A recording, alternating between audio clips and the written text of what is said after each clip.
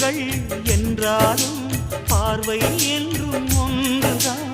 உருவத்திலே தனித்தனிதான், உள்ளம் என்றும் ஒன்றுதான். ஒரு சேவல்தான் நடை காத்தது, இந்த அதிசயம் பாருங்கள், கண்ணனை வாழ்த்துங்கள்.